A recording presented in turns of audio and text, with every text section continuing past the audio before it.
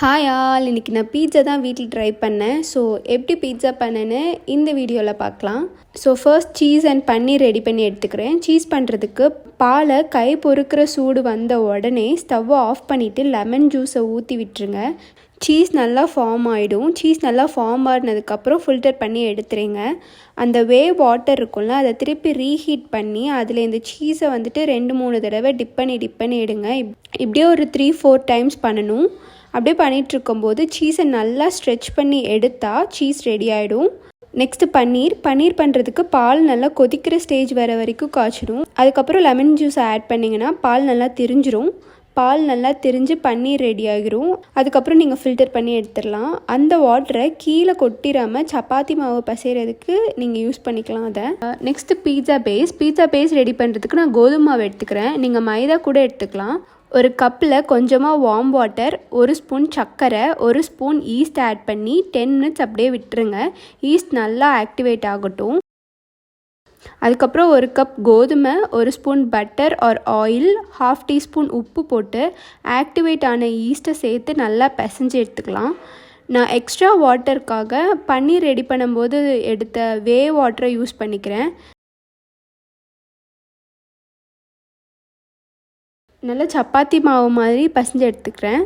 நல்லா பசைஞ்சு எடுத்ததுக்கப்புறம் அந்த மாவு மேலே லைட்டாக பட்டர் ஆர் ஆயில் ஸ்ப்ரெட் பண்ணிவிட்டு 1 hour அப்படியே விட்டுறலாம். நல்லா ரைஸ் ஆகி வரட்டும். அந்த கேப்பில் பீட்சா சாஸ் ரெடி பண்ணிக்கிறேன். அதுக்கு 2 தக்காளி, 1/2 பெரிய வெங்காயம், மிளகாய் 2 எடுத்து கொதிக்கிற தண்ணியில் போட்டு ஸ்டவ்வை ஆஃப் பண்ணிவிட்டு தட்டை போட்டு மூடி வச்சிட்டேன். நல்லா ஆறுனதுக்கப்புறம் தக்காளி தோலை எடுத்துட்டு இதை மிக்சியில் போட்டு நல்லா அரைச்சி எடுத்துக்கிட்டேன். பேனில் பட்டர், 2-3 கார்லிக்கை குட்டி குட்டியாக சாப் பண்ணி ஆட் பண்ணிக்கிறேன். நல்லா ஃப்ரை ஆனதுக்கப்புறம் அரைச்சி வச்சுருக்க பேஸ்ட்டை ஆட் பண்ணி நல்லா குக் பண்ணிக்கிறேன். வாட்டர்லாம் நல்லா வற்றினதுக்கப்புறமா கொஞ்சமாக மிக்ஸ்டு ஹர்ப்ஸ் ஆட் பண்ணி சால்ட் ஆட் பண்ணிவிட்டு 2 மினிட்ஸ் குக் பண்ணால் நம்ம பீட்சா சாஸ் ரெடி ஆகிடும். நம்ம பீட்சா சாஸ் ரெடி. நெக்ஸ்ட்டு பன்னீரை எடுத்து லைட்டாக மேரினேட் பண்ணி பட்டரில் ஃப்ரை பண்ணி எடுத்துக்கிட்டேன். மேரினேஷனுக்கு உப்பு, மிளகாத்தூள், லெமன் ஜூஸ் ஆட் பண்ணிக்கிட்டேன். அவ்வளோதான். இப்போ 1 hour அப்புறம் பீட்சா பேஸ்க்கு மாவு ரெடி ஆயிடுச்சு. நல்லா டபுளாக ரைஸ் ஆகி வந்திருக்கு. இதை நான் இன்றைக்கி கேக் டின்னில் தான் பண்ண போகிறேன். பிகாஸ் என்கிட்ட பீட்சா வேக வைக்கிறதுக்கு எந்த பேஸுமே இல்லை. ஃபர்ஸ்ட் அந்த டின்னில் நல்லா பட்டர் ஸ்ப்ரெட் பண்ணி வச்சுக்கிறேன். பீட்சா பேஸ் நல்லா வேகுமான்னு டவுட் இருந்துச்சு. ஏன்னா ஃபர்ஸ்ட் டைம் பண்ணுறதுனால குக்கரில் வேறு வேக வைக்க போகிறேன். ஸோ எனக்கு கொஞ்சம் டவுட்டாக இருந்துச்சு. அதனால் வந்துட்டு ஃபர்ஸ்ட் பேஸை வந்துட்டு நல்லா ஃப்ளாட் பண்ணிவிட்டு ஒரு 10 மினிட்ஸ் குக்கரில் வேக வச்சு எடுத்துட்டேன். அது வேக வைக்கிறதுக்கு முன்னாடி ஸ்பூன் வச்சு நான் லைட்டாக குத்தி விட்டு எடுத்துக்கோங்க. அப்போ தான் நல்லா வேகும். அதுக்கப்புறம் அதை திருப்பி போட்டுட்டு மேலே இருக்கிற பக்கம் கீழே வர மாதிரியும், கீழே ஆல்ரெடி வெந்திருக்கும்ல, அதுக்கு மேலே டாப்பிங்ஸ் ஆட் பண்ணிக்கலாம் அப்படின்னு சொல்லிட்டு பிளான் பண்ணியிருந்தேன். நெக்ஸ்ட்டு குக்கரில் வேக வச்சு எடுத்துகிட்டு வந்ததுக்கப்புறம் அந்த பேஸை அப்படியே பின்னாடி திருப்பி போட்டுட்டு அதுக்கு மேலே ஆல்ரெடி ரெடி பண்ணி வச்சுருக்க பீட்சா சாஸை நல்லா ஸ்ப்ரெட் பண்ணி விட்டுக்கிறேன். அதுக்கப்புறம் டாப்பிக்ஸ்க்கு கேப்சிகம் அண்ட் வெங்காயத்தை நல்லா ஸ்ப்ரெட் பண்ணி விட்டுட்டு ஆல்ரெடி ரெடி பண்ணி வச்சுருக்க சீஸை நல்லா கிரேட் பண்ணி போட்டுக்கிட்டேன். உங்களுக்கு சீஸ் அதிகமாக வேணும்னா நீங்கள் நிறைய சேர்த்துக்கலாம். எனக்கு கம்மியாக போதும். ஸோ நான் லைட்டாக ஆட் பண்ணிக்கிறேன். பன்னீர் ஃப்ரை பண்ணி வச்சுருந்தோம்ல, அந்த பன்னீரையும் மேலே டாப்பிங்ஸ்க்கு ஆட் பண்ணிடலாம்.